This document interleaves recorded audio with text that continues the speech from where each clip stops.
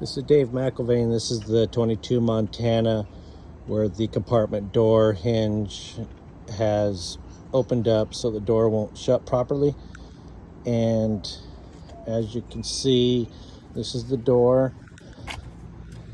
This is part of the hinge back here that has opened up that won't allow it to close without pulling the whole door frame out.